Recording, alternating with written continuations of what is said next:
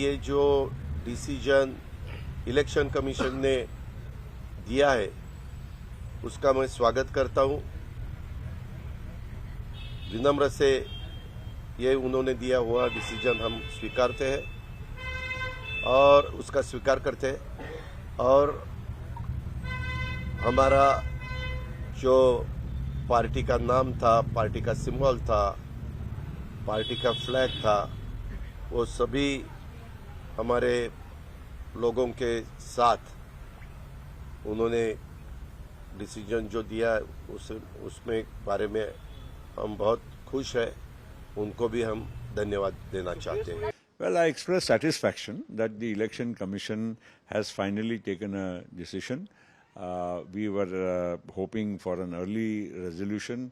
Election Commission took, I think, substantial time in hearing both the sides. All legal luminaries, right from Kapil Sibal to Abhishek Manu Singhvi to Mukul Rohtagi and so many other luminaries, argued for both the sides, like they argue in Supreme Court.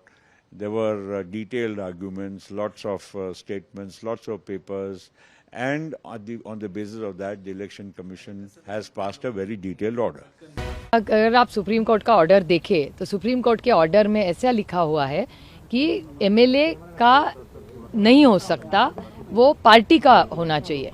और मेरे ख्याल से जो शिवसेना के साथ किया वही हमारे साथ आज हो रहा है। तो कोई नया ऑर्डर नहीं है, वही सिर्फ नाम बदला है, कंटेंट वही है। लेकिन नाम अगर बदला हो तो ये टाइमिंग जो है, अभी चुनाव आने वाले, वो राज्यसभा के अभी भी चुनाव है, व्हिप का मुद्दा जो था वो इम्पोर्टेंट था। नहीं, ऐसा अभी कहाँ व्हिप का सवाल आता है? उन्होंने नया नाम मांगा है, मतलब तो वहीगा ना, तो सवाल ही नहीं आता, पैदा होता उसका कोई व्हिप का। इसमें ये कहा गया है कि राज्यसभा के लिए आप पक्ष चुने। अगर आप कहेंगे कि हम राज्यसभा का चुनाव कंटेस्ट नहीं कर रहे तो आपको कुछ समय एक्स्ट्रा मिल सकता है क्या? नहीं, अभी तो ऑर्डर आया है, अभी देखेंगे ना, जल्दबाजी किस बात की। मैम, कारण क्या मानती हैं आप इस फैसले का? अदृश्य शक्ति। आपके पक्ष का नेता या फिर चुनाव आयोग, क्या लगता है ये फैसला किसकी वजह से आया है? अदृश्य शक्ति। लेकिन आपने मतलब डॉक्यूमेंट दिए थे, एफिडेविट दिए थे, वो तो एफिडेविट दिए थे, हाँ बिल्कुल एविडेंस दिए थे, वो तो क्या हुआ फिर? अभी इसका सवाल आपको उनको पूछना पड़ेगा ना, मैं इसका जवाब कैसे दे सकती हूँ? आप देख रहे हैं हमारे डॉक्यूमेंट्स भी ठीक थे, और फाउंडर मेंबर, इस पार्टी का फाउंडर मेंबर और फाउंडर लीडर कौन रहा है, तो एक ही नाम है, उसका नाम है शरद पवार।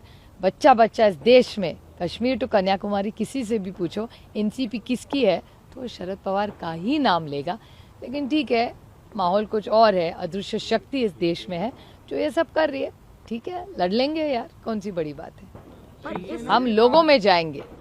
लेकिन आगे की क्या होगी रणनीति? सुप्रीम अरे कोर्ट हाँ बिल्कुल, सुप्रीम कोर्ट तो जाएंगी। अगर हम पे अन्याय होगा तो कोर्ट तो जाना ही पड़ेगा ना। अच्छा, लेकिन सिंबल अभी जो चुनाव आयोग को जो ऑप्शन देने वाले तो हाँ, वो कल दे देंगे। कल तक उन्होंने टाइम दिया है, कल तक 3 नाम और 3 सिंबल उनको देने, तो अब कर देंगे कल। वो नाम के बारे में कुछ सोचा है मैम? अभी करेंगे, कल के लिए तो कुछ रखो, आज ये न्यूज़ करो, कल के लिए तो रखेंगे कुछ। अच्छा, शिवसेना के बाद हमने देखा कि अब ये एनसीपी के साथ हुआ, टूट हुई और मान्यता किसी और को। हमारे पार्टी में टूट नहीं हुई है। हाँ, तो इस ट्रेंड को आप कैसे देखते हैं? चुनाव भी आने वाले हैं लोकसभा के। नहीं, ये तोड़ मोड़ की जो राजनीति इस देश में चल रही है वो संविधान के बाहर की है। ये जो हो रहा है वो किसी की संविधान के लिए, कि लोकतंत्र के लिए अच्छा नहीं है। बदला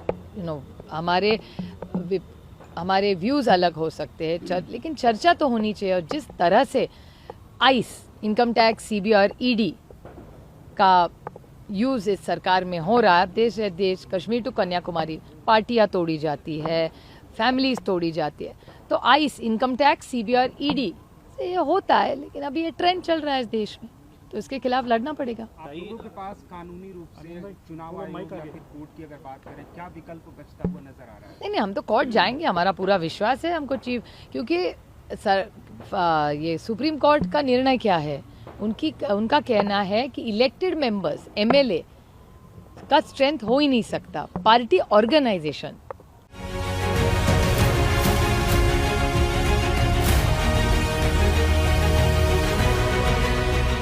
I am not surprised at all. a man who was charged of corruption of worth 70,000 crores, and NCP was given a new title by the Prime Minister's Naturally Corrupt Party, today stand shoulder to shoulder with the BJP, shoulder to shoulder with Mr. Narendra Modi, and Ajit Pawarji happens to be the Deputy Chief Minister of the state of Maharashtra. What has happened is actually totally goes against the spirit of Schedule 10 of the Constitution, goes against the Supreme Court decision and observation with regards to Shiv Sena case. And it is something I will continue to say, it is something sponsored, planned, executed by the central government to try and silence those voices or try and split those voices which speak for the people of this country, which speak strongly against the growing dictatorial tendencies of the government.